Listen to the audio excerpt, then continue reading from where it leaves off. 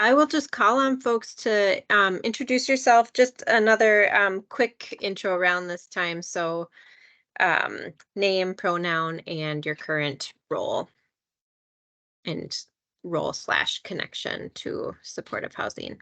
So I am Sarah Broik and I am with Minnesota Housing and I am on our supportive housing team. My pronouns are she, her, hers. And I am just going to call on you well, actually, I'll go down the list. That's easier. Allison. See, I'm always prepared when I know we're going to go down the list. I'm like, I know I'm up at the beginning. I'm Allison Linsmeyer, she, her, hers, Director of Supportive Housing at Common Bond. Ben. Hello, Ben. Last name is Sigrist. I am from Clare Housing. Pronouns are he, him. Deanna.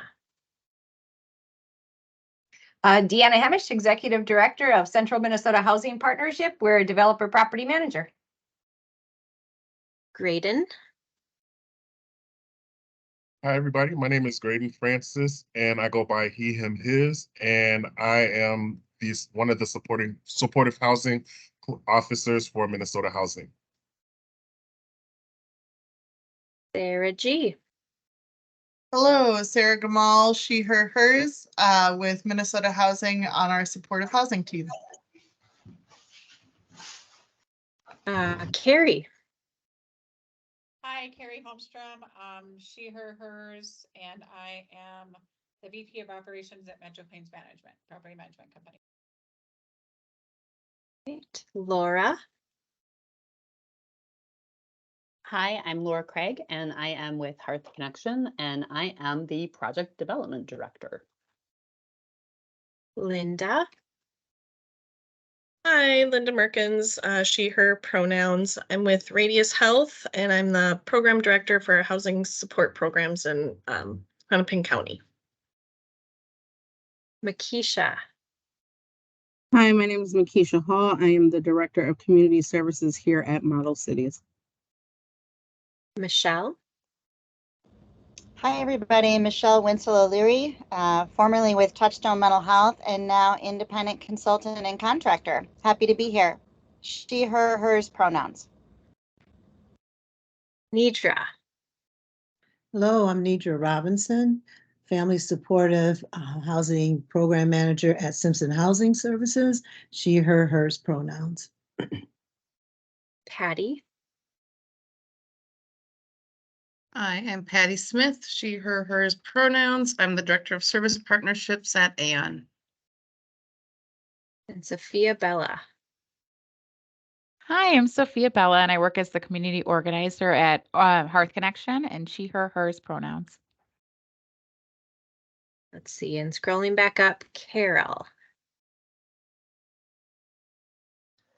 Hi, my name is Carol Priest. My pronouns are she and her, and I'm the supportive housing manager with the Red Lake Reservation Housing Authority. Right. Thanks, everyone. Thanks for joining today.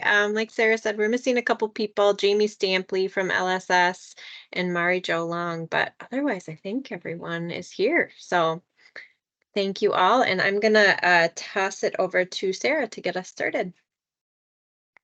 Yeah, thanks. I think I'm going to share my screen here to just show the agenda. I'm just going to touch on sort of the conversation we had at our last meeting, and then want to have a couple discussions based on our last meeting around how we can incorporate households with lived experience in this work, and then talking a little bit on the survey that you all completed, that the summary of our skills and expertise, and sort of where we're missing perspectives and expertise that we want to figure out how to incorporate into this work. And then, so just to give a brief overview of the agenda. So I'll do that recap. We're gonna go into sort of a report out, sort of talking about how the homework from this last month went, and then figuring out our plan for between now and our August meeting. So yeah, so last meeting, we spent a decent amount of time talking about who is not here, who is not present in this work group as part of our work, and how we might do better at incorporating perspectives that we know are vital to understanding how supportive housing operates in practice, how we can do that work better. And so we have talked, we sort of gave an update from Minnesota Housing. What we're able to offer at this point, we're, you know, at some point, if it makes sense for us to pull together like an engagement session or a focus group on content that we develop in this group, Minnesota Housing would be able to compensate participants in that way. But we've had ongoing conversation and should continue to have a conversation about how to incorporate perspectives of lived experience throughout the process, and maybe not just a one-off focus group. And so since we last met, Sarah and I have met with Laura Craig over at Hearth Connection. And so you'll see our Hearth Connection partners here at the table, Sophia, Bella, and Laura. And they have been doing quite a bit of work around the state, engaging with folks. And so we started to talk through how we might leverage the work that they're doing already in this space. And so if it's all right, Laura, I might hand it off to you two to speak to that, and sort of get our brains working and thinking through how we might incorporate more perspectives into this work. Yeah, absolutely. Thank you, Sarah. And hello to anyone who I have not met in this group before. I am Laura Craig again, she, her, hers pronouns. And after talking to Sarah and watching the video of the last meeting that y'all had, the need to have folks with lived experience and have perhaps even some other provider voices in the space or partners in the space to talk about these standards was part of our conversation. And because of the work that Hearth Connection, and I should say specifically Sophia Bella, who I'm going to be turning this over to Sophia Bella to talk about the work she's been doing. But right now we have been hosting and convening workshops around the state with people with lived experience to talk about a report that came out that was done by Wilder and UCare and Hearth Connection. Listening to the need to have this group really be more inclusive and amplify the voices who are going to be impacted by these standards, what we had put on the table is if the sub-work groups were able to kind of narrow down some questions, specific questions that you all would want feedback on about what your sub-work group is working on, we would be willing to take those questions out into the community as we're doing our workshops around the state. We have been doing some of that already with a couple of other organizations and some legislative agenda items that have come up to test them out with folks with lived expertise to see if they have feedback about it, what they think is important, get that voice in the space. We have been, and I did hear people say very, very emphatically, groups that are already happening, those are where we are doing our primary meetings, our groups that have already been being convened around the state. We're not asking people to come to additional meetings, put in additional time. If we do ask that, Hearth Connection has a very small budget to pay people for their time. So if we're asking anyone to come in a meeting that they're not already attending and being paid for, then we do have a very small budget to compensate them. It's not a lot. It ends up being a $25 gift card per person. It's not ideal, but that is what we have for the project we're already working on. So I wanted Sophia to talk a little bit about the work that she's doing, and I'm floating this out to this group to see if you are interested in us taking on some of those questions to bring around the state. So Sophia, if you want to take it from here. Yes. Hi, everyone.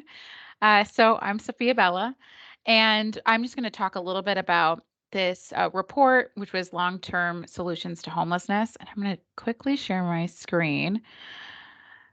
And if you can't see anything, I won't know. So Laura, I can see your face. Can you see the screen? Perfect. Yes, absolutely. So, the report itself is called Accessing and Maintaining Long-Term Solutions to Homelessness. And again, as Laura has stated, it was in collaboration with Wilder Research and UCare. And so to give some demographical information, whoopsies, I went real far. There you go. So the survey, we did a survey and we had interviews with people with lived experience. So from the survey, we got 52% of respondents from the greater Minnesota area and 48% within the 7-county metro area, with 239 community stakeholders and 21 people with lived experience. So we got we've been working with feedback from community stakeholders, including COCs and government agencies, as well as some providers as well. And then the 21 people with lived experience that had the one-on-one interviews were folks from around the state, so not just centralized to the metro area. So the statewide plan from this was to workshop throughout the state of Minnesota and to hear from community stakeholders, again, those COCs, government agencies, and providers, as well as people with lived experience about what actions they think should come next and what solutions we can come up with within the group.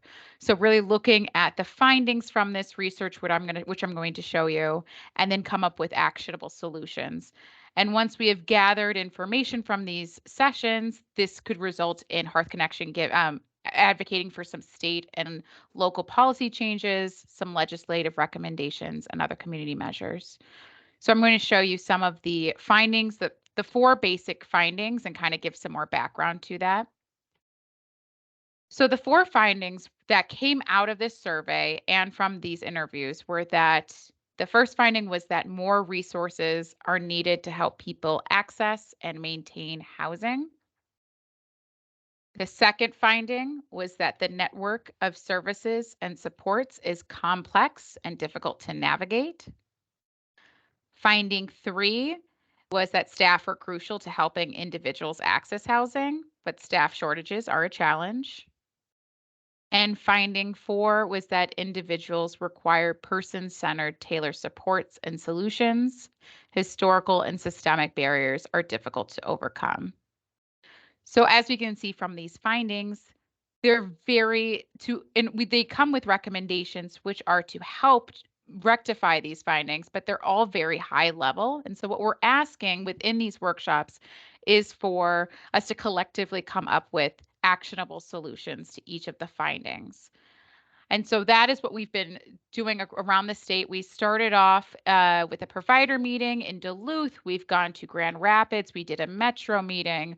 We're going to be doing a people with lived experience group back up in Duluth. And then we are going to be going to Moorhead for another people with lived experience group, as well as a provider group. And then following that, we'll be going to the Southeast to do another people with lived experience and a provider group as well. And so Laura kind of touched on the note that we have been asked before to add in questions within our workshop itself. So one of those was asking about if the definition to long-term homelessness was a priority. This had come up as a legislative agenda item in the last session by Catholic Charities and then forwarded on by Mitch. And so that was something that we've added into our workshop. And so we're happy to be able to bring questions, some concise, short questions to the group itself. But I just leave that up to all of you. And if you have any questions, this is my email address. So please feel free to contact me and I will stop sharing my screen and I'll put it in the chat. Thank you. We wanted to share sort of what we are doing so that the group can determine if it makes sense to have some of these questions added on into that space. So those are what the workshops look like right now. They're pretty open-ended, pretty high level, but we're asking people to come up with actionable solutions. We've been having a really good time and a lot of great feedback around the state right now, but having some specific questions, a long-term homeless question has been one that's been very interesting to hear from providers. What that means to them. I think there could be some good questions that came out of your sub workshops or work groups, but that is going to be up to this group to determine whether it makes sense for Hearth Connection to help shop this around. One of the ideas was if there were specific questions, we could add that to our workshops. And then as I saw suggested in the last meeting, if you all are already attending meetings, if we all agree on the same questions, you all could also do the same. And as much feedback as possible would be great. So I don't know if anyone has any feedback or thoughts. This is just, what's the timeline for like having questions sort of finalized? We are hoping, so some of the work that we're doing right now is we're hoping to have our feedback kind of together before the next legislative session, which is going to be really heavily policy focused. So ideally we're getting out, I mean, we've got Sophia out there multiple times a week right now. So if this could be something where there were questions that were between now and the August meeting, we could start shopping it through August through September. It's going to be a little more limited group at that point because we have several meetings coming up in August, but we could shop it around past then. We also expect and are expecting Sophia will be continuing to do this type of work. We'll probably just have different questions. So I think, this could be ongoing. I don't know what the wrap-up date. I heard in the last meeting that I listened to that was sort of a how much longer are you all going to meet as a group and when is the end date for this group? And so that can help determine how quickly we need these done and how quickly you need the feedback. Great, thank you. And others, questions, comments for Laura and Sophia Bella? Way to go. Awesome job. I read the report already. I didn't realize it was you guys doing it. I'm so impressed. Thank you for your work. We'll have questions. I do. I have a feeling this group will. So I'm just like patting you on the back right now. High fiving, Michelle. whatever. Thank you. Keep up the excellent work. I've worked with you guys when I was over at Tasks a little bit more. So really, really love that you guys are still going out, asking the really tough questions and trying to get more policies and funding in place, which is particularly crucial now with the legislation that we have in place at the moment. Definitely got to strike while it's hot. So nice work, guys. Thanks, Ben. Sophia Bella, my question is, as we are in our small groups thinking about what might be helpful to ask or pitch to you guys to add to the conversations, what's like a good example question that is, like I imagine we can't be like, what do you think of tenancy operations, like super open, what do you have some examples of how specific you like to be when you're Well, we've asking gone, folks? yeah, I can talk to you about a little bit about that. We've gone a little broad with that because we're really trying to get as much information as possible. So it's really in how did you access housing if you are in housing right now?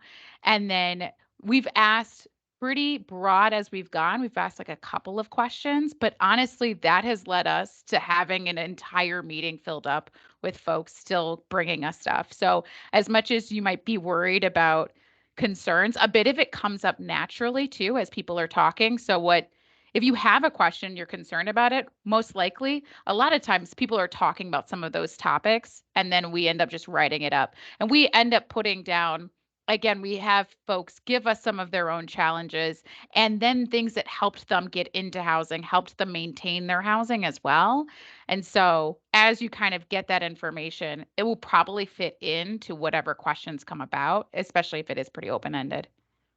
I would add that we have had several meetings with folks who are who are site-based, who have housing supports, who are moving from shelter into board and lodge, who've come out of board and lodge into supportive housing. They've had a lot of feedback about what operations feels like. what staffing feels like, front desk, not front desk, what does that look like? What's important to them? What made the difference for them to either retain housing or lose housing? We've been getting a lot of feedback from folks. What it felt like to go through court and entry process, what it felt like to go through, all the things they want to tell us about. So I think if we give a specific question, which we have done, who was the person who helped you get into housing? If you identify a person, a question like that. If you asked, is it important that you have,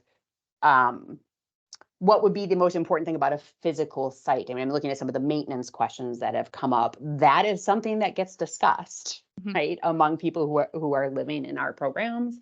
So the maintenance staff matter, the front desk staff matter, how you're greeted in the space matters. All of those things come up in these meetings. So if there's specific questions, I think we certainly would be able to float some of those. I think the only request that we had when we were talking about this is that it's a limited number of questions because there's a lot of standards. So it's looking at, if there's 1 or 2 questions from each group, that's more than enough for us to fill the time and get feedback. That's helpful. And that's also a good, I think, just mental note. You all may already have some really valuable information that relates to what we're all discussing. It sounds like this stuff has been coming up. So it does come up pretty naturally. Yeah. This is Carol. It's funny. I think I have this orientation because I sent a similar suggestion to Graydon yesterday for our small group on the guiding principles. Is who are we not reaching? And I think it would be really interesting to ask that of groups of people with lived experience, because they know who's out there in ways that we don't. And so who's not even getting to the door, to access services? Why? What are the reasons that that's happening? And how do we bring them in? Thank you. Yeah, thank you, I Carol. think it's good work. I mean, you're doing wonderful things. And Carol, I will tell you, that is some of the feedback. We're talking about, that is some of what we've been hearing about. So this is if that's one of the questions that we want to determine as a group, we want to center up there. I know that we do have some feedback already from some of the meetings we've done in shelter spaces about who is not getting access and who they name as their community who can't access things. Love to have that as a question. That's an official question and not just one that we. Yeah. Carol, I wrote it down, so it is an official question. I'll be anxious to hear the results. And it's something, something I need to ask, with the people I see too. Yeah.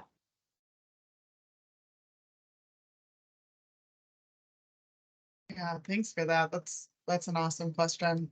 And so Sophia Bella, do you have like an interview guide, or like do you have your list of questions that you're currently asking? Yeah, I can send you guys that. And I can, if you want a general kind of agenda of how it works, so you get an idea of what a workshop will look like. I can definitely send that to everyone in the group. Yeah, I think it would be helpful as we're thinking through what questions we might want to ask, on knowing what you're sort of already planning to ask, and how the flow of those conversations is structured. Yeah, that would be helpful. Yeah, absolutely. Sophia Bella is also really excellent at kind of going with the flow. So she will send you the questions. I will also share that the workshop is guided by the people and what they think is important. So that's one of the things that I think I expressed to Sarah and Sarah is we may have the questions, and it may be that the folks with lived expertise that we're meeting with don't think this is what's important, and they are really wanting to talk about something else that might not be on the list of the standards. And we will certainly share that information as well. But I think it's important that they're given that space to determine what is the most meaningful thing for them. And Sophia does a great job doing that. That's great. Other questions or thoughts from folks?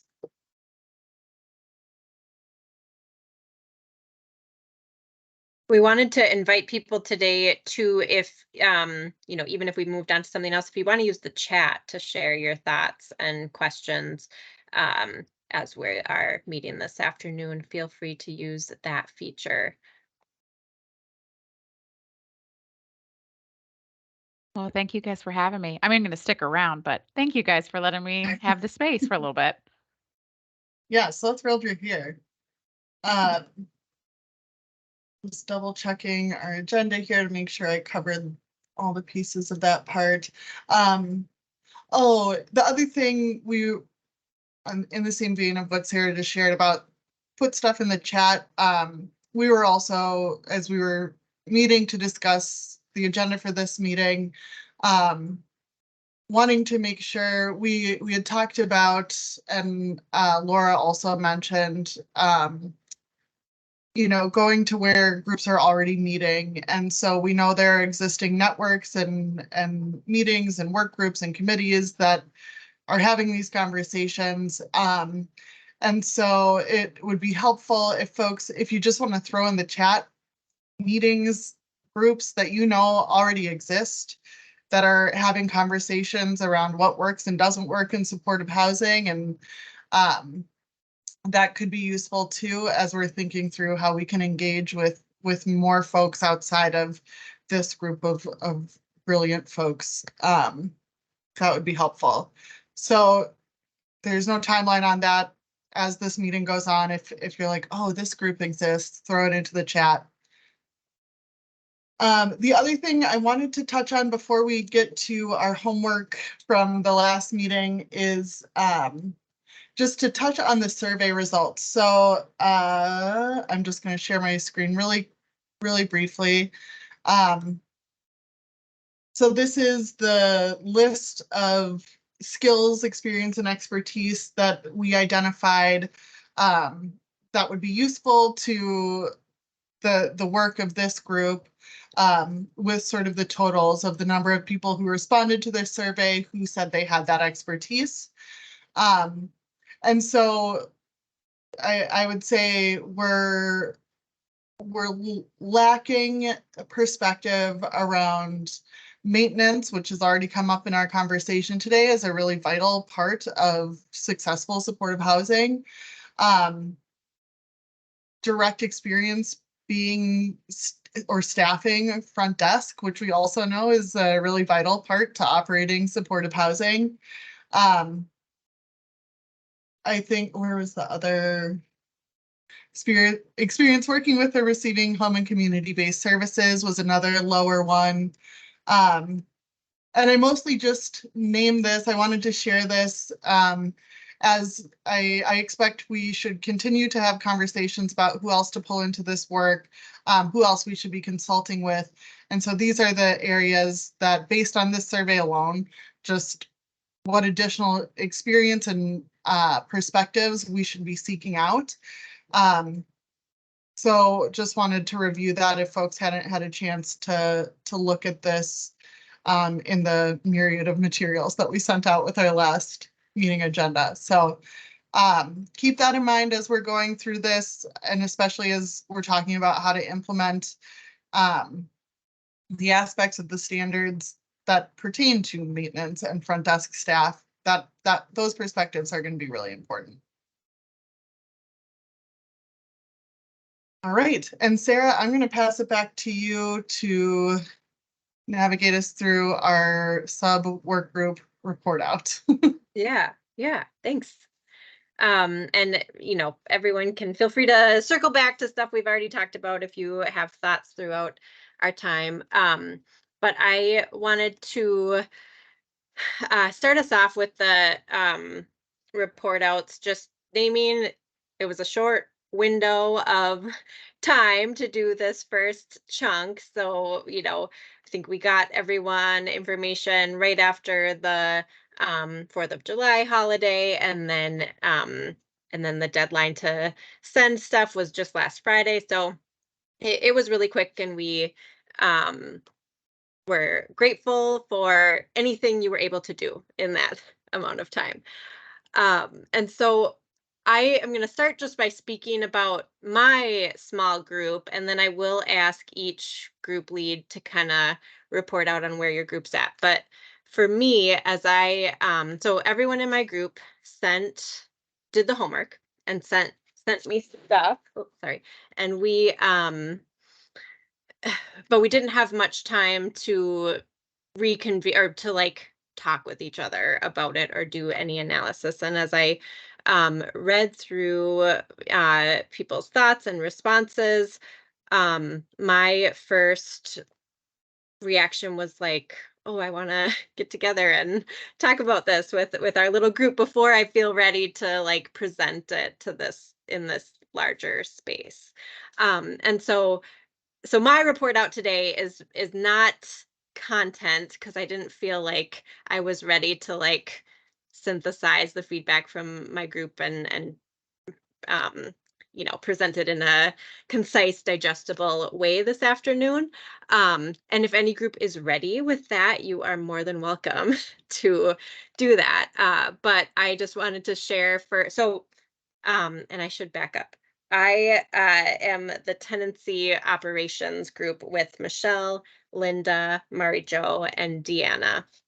And so that is where we're at. So everybody took a good look at the materials and the questions we sent out to folks and wrote down some really fabulous initial ideas and thoughts and questions. And then my work, I'm going to have any of you jump in, but I was feeling like a good next step would be for our group anyway, would be to try to schedule a time for us to share everybody's responses with our small group. So that's the other thing. So far, I'm the only person in our small group who's seen everybody else's thoughts. And so I thought it could be helpful to share those out to everybody and then try to meet between now and our August meeting to do some discussion and figure out how we might want to share with this larger group. I'm going to stop there and ask any of my other group members to chime in about anything I said, but then also how was it for you to kind of tackle that worksheet? Was it helpful? Were there questions? Was it confusing? Open it up for your thoughts.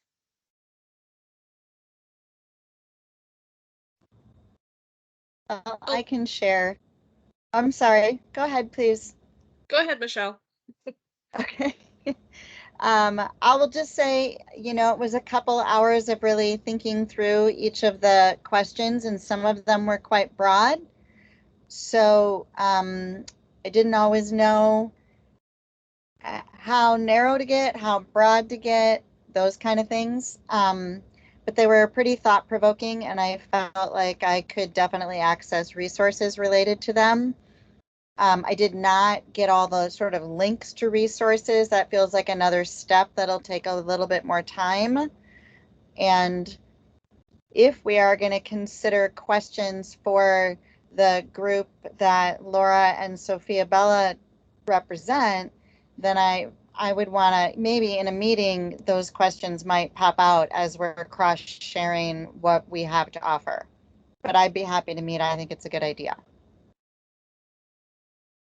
Linda, go ahead. I was just going to add that I think it was nice to be able to kind of think about them, but it felt weird to not sit and discuss. So I'm kind of glad that that's a next step, because I kind of, even as I was writing things down, I'm like, oh, I kind of wish I could hear what other people were thinking or how they were kind of even interpreting this. So I think that's a really good step that we can talk about it next. Yeah, I would agree with Linda that I was thinking of things too, and I'd like to connect again back with our property management department on some of these items too, but just hearing the other side of it. I mean, we put on our own hats, right? So hearing the other side of that is always helpful for us to think of it in a different way as well, and the reasoning behind, okay, why this or why not that, or things like that. So I agree, the conversation would be good. Cool. Thanks, everyone. I'm going to actually work, I think, backwards through the standards. So I'm going to toss it to you, Allison, for the application and transition work group. Yeah. I mean, I'm speaking for myself. So Ben and I kind of work some of these pieces, and I know that we're waiting on some other folks to um, bring in their thoughts as well. But I also felt that it was this kind of broad. It was really difficult for me to be like, okay, what do I want to pull out of this piece? And the thing that I kept coming back to is that supportive housing is so complex that sometimes it feels really difficult to be able to be like, oh, we need to have, something for a lease, if we're talking about lease up, like each property and each different kind of, specifically like common bond is so complex that how do you get some of these pieces that we're looking for because it's not a catch-all. Um, but one of the things I was like, okay, this is what we use at Common Bond. Like we each have a lease up procedure, right? Like it intersects about what property management does, what service providers do, and like how we correlate together during the application process. Looking at, we have our own, backgrounds that we run, support housing backgrounds, but also I don't know where that came from. So maybe that's another question, right? Like, is that HUD standard? I don't know. I know HUD's also going through like, changes around background. So I don't know where that comes from. To me, I think it mainly just left me with more questions than answers. And I could be wrong. I don't know what you think, Ben, or I don't know, Nidra's on. But another piece that I thought about is when we move to this transition piece, we operate on, Common Bond operates on like last chance agreement, mutual term, and always last option is eviction. I don't know if we can create like a standard of like what it looks like with transition. We also had questions about what does transition mean? Are we talking about voluntarily exiting? Are we talking about termination? Can I get some more information on like if we're looking at like a non-compliance potentially? Vacating, what does that look like? Because I think a lot of times, we can sugarcoat like this is ideally how we want supportive housing to look. But then there's sometimes that, things come up that we don't have a clear answer to because of complexities. Like, how do we navigate this specific, situation that may be happening when we have X, Y, and Z and X, Y, and Z stakeholders? That was a lot of word vomit. I might have missed some things, and I'm sure I did. Please jump in if it feels right or if it doesn't, or if I'm wrong. I don't know.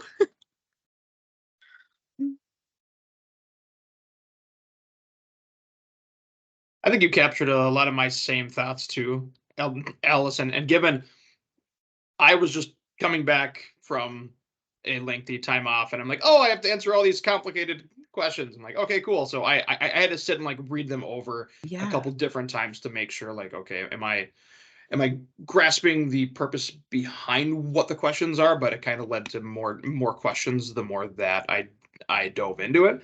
But I think that it really goes back to supportive housing is a complicated beast, even for the individual places that we work at. Like different sites do different things or different services that are built in to try and be as person-centered and meet as many needs as we possibly can. But that makes compartmentalizing the structure of what the expectations are for cohesion for the different agencies that much more of a challenge, because it's hard to fit everything inside of a box when the intention is to not have the same box for everybody. So yeah, that's my thought. And I also think about, there's so many different stakeholders in supportive housing, right?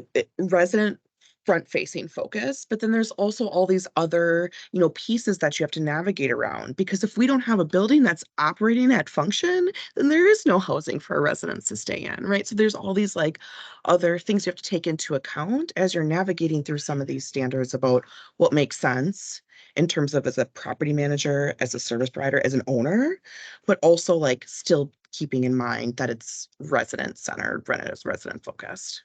And that's hard because some of those values don't always correlate.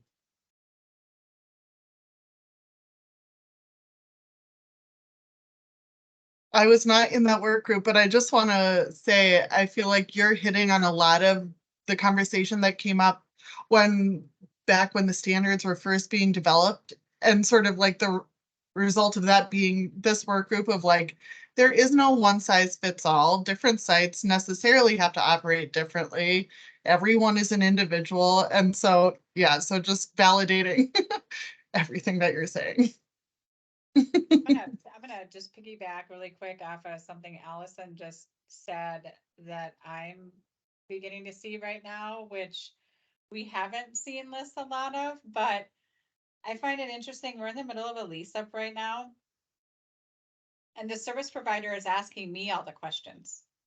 Anything related to their service provider and who we can take off a coordinated entry and what can I do over here? And I need a verification, like what do I do in this situation? And it's so interesting to me because this normally wouldn't be something that property management would be answering their service provider questions, I guess. And so, but then I'm really challenged because I mean, if somebody has it, please tell me, but I don't know that there's any place to direct them to that will really give them the answers that they need, other than giving them another service provider to work with, to try to navigate some of those things. Because I just need to get the building leased up. I need to get people housed. And so, and I want to make sure that we're doing things the right way. But I just find it interesting because even like on that flip side of things, I feel like they're not getting their questions answered and they really don't know which way to go. And then we sat for 2 weeks with no response from coordinated entry.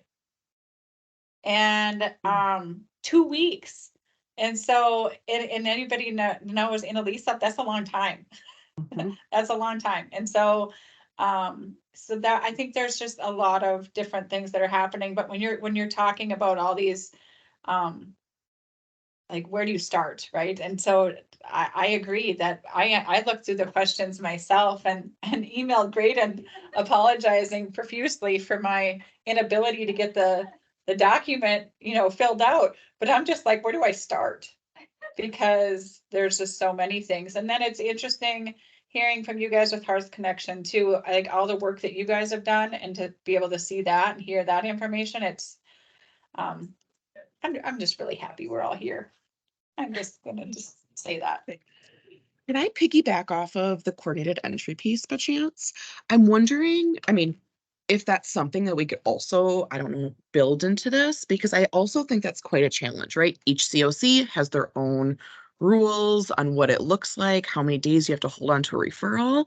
And if we're really trying to get low barrier access housing to these, like we need to make sure that everybody is aware of what the COC's expectations are around referrals. Because we've also, right, and what I can say, Carrie, is that it wasn't on the COC, it was on Common Bond itself, but like that's a challenge. Like we're all moving 8,000 miles an hour.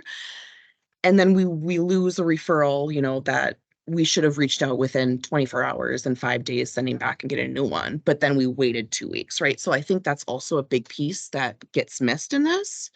That we jump right into like supportive housing, but then there's, the COC piece before we even get to application. It's And then interesting. just one, oh, sorry. Go ahead. Sorry, I was just going to add in real quick. It's very interesting. I'm within Hennepin County, so it's interesting to hear kind of some other provider and even COC information, because not that things run smoothly, but I feel like maybe we have a few resources in Hennepin County that maybe other counties don't have. And whether it's coordinated entry or information for service providers, it seems like there should be some sort of a standard, or like like your service provider should not question where they're supposed to go. They should have a county contact. And coordinated entry, it shouldn't be 5 days here and 10 days in this county. There should be some sort of standards across the state.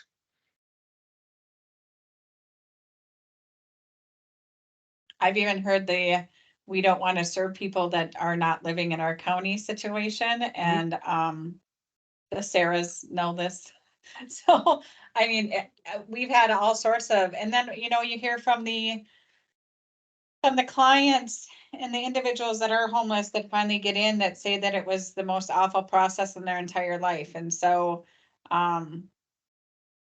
because we hear all about it, you know, as they're signing their lease or, you know, as they're going through that whole steps as well, is that they're not happy on their side either, or what took so long, or, you know, whatever the case may be. So,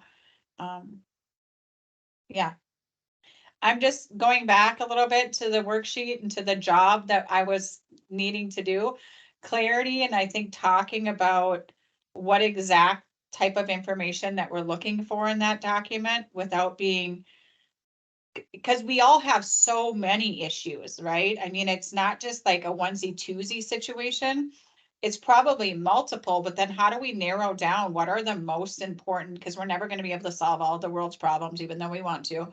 How do we narrow that down into what's the most focused? And so I think, Graydon, that I agree that a meeting would really help us to be able to hone in on that. Yes, I definitely agree. So I'll be reaching out to you and the rest of the people in our group so that we can talk more in depth about the questions and get more insight from each other. Perfect.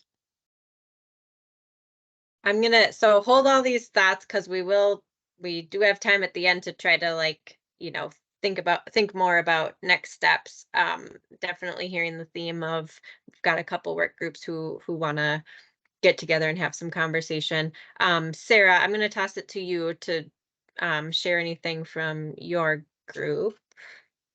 Yeah, and Makisha, Patty, jump in with your thoughts as well. So I sort of compiled our information, and so we had entity qualifications, and really that is trainings. Like what training, what should each entity be trained in and qualified to do within supportive housing? And so we all sort of identified trainings that we knew existed, how like individual organizations offer in-house trainings. And then let's see what else.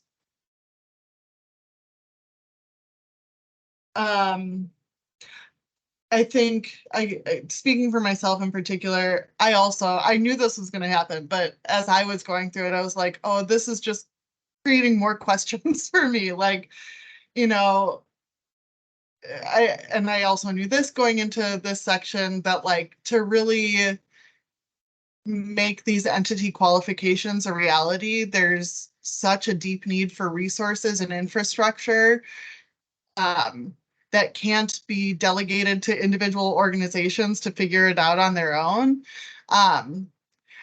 So I just felt very aware that like we can document the trainings and the organizations that put on those trainings to the extent we know them. And we know that that isn't going to be accessible for everybody. That's not, you know, when I've worked for really small nonprofits, there was like no budget for trainings. And when I worked for Catholic Charities, there was more. And so just thinking through, especially the question about like who developed these resources. Anyway, so I came out of this exercise with a lot more questions and a desire to talk to Makisha and Patty about sort of what they were thinking as they were going through this exercise. Yeah. Makisha, Patty, anything you want to add? This is the training piece is something that I'm pretty excited about. I'm really excited to be in this particular group, but there are a ton of questions. How do you standardize something like this? How do you come up with keeping up with the turnover? So that's a huge piece of it, especially at the site level. It tends to happen pretty quickly. So trying to build in like a real standardized process within the onboarding and then an ongoing as well, so that you hit everybody. It's going to have to be multiple times, but then you have to decide sort of, you know, what's the schedule? What's this? What's that? And it's going to be difficult, like you said, with organizations that are, you know, as big as Ann, where we have a training department. That's fantastic. Maybe we can set up something that's, you know, kind of follows an outline and outsource some other particular ones, but smaller organizations aren't going to have that luxury. So do we have like a set curriculum that we could follow? You know, are we going to be building out something in that manner that might be easier, just sort of as a standard? I don't know. Too many questions. I Yeah. think this is going to be a big topic. So, I just echo the same thing and say I agree. When I was reading through it, I was like, oh, these are great trainings, but who's offering them? Because we certainly can't offer them in-house. The ones that we can offer are ones that we get from other organizations that are often free. Or if we have to pay for them, then they're the ones that are absolutely mandatory for our case management and our housing. Because we have both case management and property management in-house. So the question that I had a question around was towards the end. I saw in our kind of section about integrating the positions. And so I had a question about it because there seemed to be a note around, yes, we can't do this, but then I wanted to know what that meant. So I think I wrote a note about, is this about cross functionality? Is this about like, what does that mean? So it doesn't necessarily mean that you have to have a housing person in your property management area or vice versa, but is this about integration of positions and roles and different things? So other than that, I did the exercise and submitted my answers. Yeah.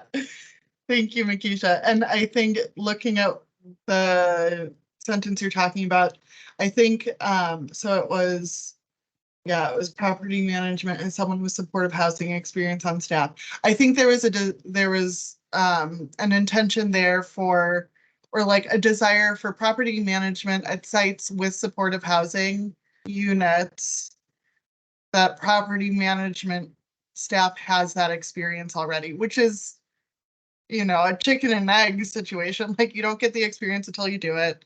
So it was less about like integration of supportive housing service provision and property management, and just more of like property management understands what it means to be property management at supportive housing. But I will say, I selfishly sort of placed myself in this group and put Jamie Stampley in this group, who is not at this meeting today because we're both part of a group of stakeholders that includes like some COC coordinators, state agency staff, Hearth Connection, other community partners that are trying to solve this training problem. That we recognize that there's a need for some standardization of training curriculum statewide, and there's also a need for like regional, local expertise as well. And so I've been part of this work group since I started at Minnesota Housing about 5 years ago. So we haven't solved it. So I don't want to like give the impression that it's going to be solved tomorrow, but I put Jamie and I in this group because I know that we have this perspective of this other group that's meeting along these same lines, that there is an understanding that like to build out the infrastructure and resources to actualize statewide training, it's a lot.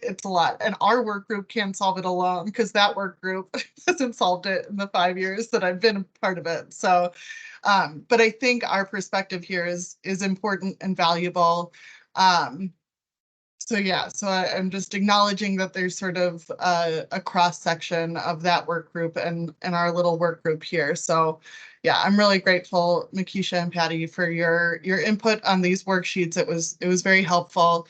And I think it's helpful to hear sort of like from Model City's perspective, from Ann's perspective, how organizations are prioritizing trainings for their staff, how it's currently handled, and you know, where there are gaps in that, and recognizing that there's organizational size diversity, there's geographic diversity, there's a whole bunch of reasons that it will never be uniform. But yeah, so I'm also very supportive of like our work, us finding a time to touch base Makisha, Patty, myself, and Jamie to walk through this worksheet and think through it a little bit more too.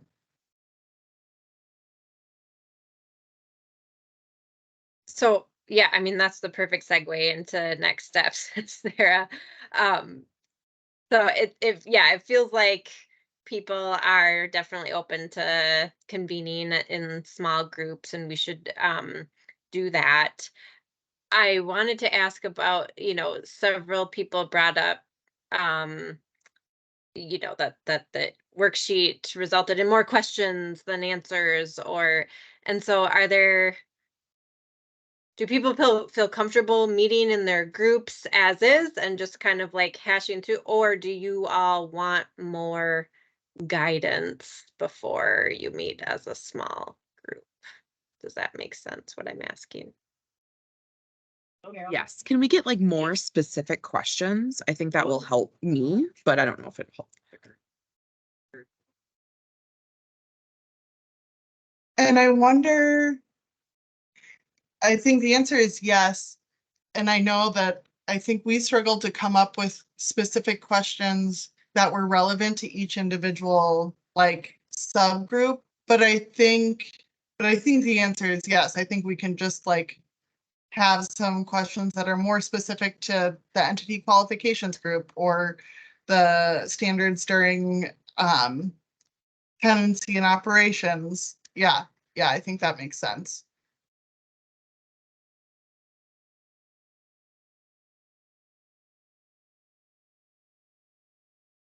Okay, so I think Sarah and Laura and I can gather to think through some of that. Or does it, this is completely brainstorming out loud. Should we do all the group leads we could try to convene Allison, Graydon, like all of us who are, well, and backing up a step. Are group leads open to being the lead one more month? I think last time we talked about rotating, but this feels a little bit like part 2 of you're okay, Allison. Okay. And Graydon, you're okay. Okay. So that's a thought. Allison, Graydon, what do you think of that? I like that. The That's a good 4 of idea. us will huddle and think about what more specifics we could have ready for when our small groups convene. Sounds And good to me. so thinking through order of operations, I would want us to get started on like scheduling our small groups like before the group leads meet, just because I know I can't imagine any of you have a ton of availability. So like just getting a work group meeting scheduled, and then our team leads will meet to refine the questions for that work group meeting. Does that sound like a plan? Yeah, I was thinking the same thing. Like you could go, Cool. we could all go work on scheduling like today if we want to kind of get the ball rolling on just getting a time on the calendar, and then yeah, and then we'll try to get the 4 of us together in the next week or 2. Yeah, full disclosure, many of you know the Minnesota Housing Multifamily RFP applications were due last week, and so that means a little bit of relief for everyone who applied, but now lots and lots of work for all the Minnesota housing staff. So we're in a really busy couple of weeks at the moment, but we'll try to figure out a time to do this huddle soon so that we're all ready for our small groups. Can I also ask, as the small groups, I don't know if it makes sense for, as the 4 of you meet together, to talk about how you want to design a question or 2 for us to float out. That would be great. And then as the small groups meet, if you wanted to send those questions over to Sophia, we could start to integrate them into what we're already doing instead of waiting until the next time we meet toward the end of August or middle of August. It would be, then we'd be able to get some of these questions into the August workshops that Sophia is convening right now. If that's possible. I mean, if that meets anyone's time, you know, if you happen to get this done before the end of August and you happen to have those questions, if you could send them to Sophia, that would be great. We can add those to what we're already doing. But so far, everything people have brought up just in the discussion has all been coming up in the meetings with providers and with people with lived expertise too. So that's the good news. I think we're going to have things for you either way.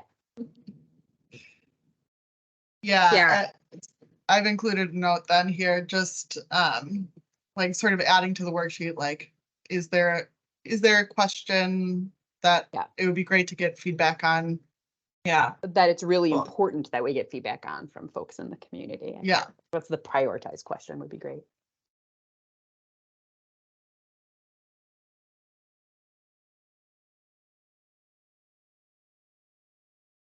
What else? Are there other things we need before? Oh, I think my other question is, to me, it feels like we're still on this first step since we all had a lot of things swirling in our minds around. So I'm feeling a little bit like we'll kind of stick with this, essentially the same assignment, and then send out some refining questions instead of moving on. I think last time we talked, we have some additional things that we were going to move on to, but yeah, my proposal is stick with what we have for now. Yeah, I think, yeah, and we could even just change, or my thought is I don't want to inhibit conversation that like veers into like, well, this is really what's needed for us to, so, you know, to the extent that we're focusing on like what exists and what is known, don't stop yourself from moving into like, this is what's needed. Yes, it's as usual, a both and. Yeah, that's a good point, Sarah. Don't pause any brilliant ideas. Let them flow. Yeah. Yeah, great. This is all making sense to me. I do want to just check in briefly on timeline. So when we initially started this work group, we had talked about a 6-month commitment. So we met in May, June, July. So this is sort of like a halfway through that 6-month commitment. I think we'll just keep this topic on our agenda. But wanted to check in on if there was a need to extend our timeline by, at all. We wanted to be clear that you are not held to anything longer than what you initially committed to, and would love and appreciate anybody that's able to continue on with this work group to the extent we need additional time. So we don't have to like make any decisions today. I'm just acknowledging we're at the midpoint, and it feels like there's probably a bit more work that needs to be done that may not be wrapped up in 3 months. So I'm comfortable saying we are definitely not going to be done in 3 months. So we should just say this is going to be longer than that, and and then what Sarah said, you can continue or not, and just you start don't have thinking to. about that. Yeah. I just don't want to. Yeah, thank you, Carol. We did have a slow start. So I know that feeling of like, oh, I only committed to this because this is all I could commit to. So don't feel pressure to do more than you can. And just know that we talk regularly about how much we appreciate the energy and expertise of this group. So yeah, cool. Thanks, everybody. Sarah, you kind of did the harder part that was supposed to be mine, so I really appreciate that of like figuring out what the next steps are. So I think if folks are okay ending a little bit early, I love that. We can plan on our next steps being team leads, start figuring out the scheduling for a small group meeting. Sarah and I will coordinate a team leads meeting to develop out the questions with some more specificity for each work group. How does that sound? Cool. Well, Y'all are great. Really appreciate you. All right, well, with that, don't hesitate to reach out at any point and be like, none of this makes sense. Please explain this to me. Happy to. If you think of folks that you're like, oh, they have perspective that would be really useful to XYZ in this work, connect us. Sarah and I are making ourselves available to be a resource to anybody new that wants to join and participate in this work. So yeah, thank you all so much. Have a wonderful rest of your Tuesday. I know what day of the week it is. Thank you. Thank you. Sorry, Thanks. everybody. Thanks, everyone. everyone. Thank you. Bye. Bye, guys. Thank you.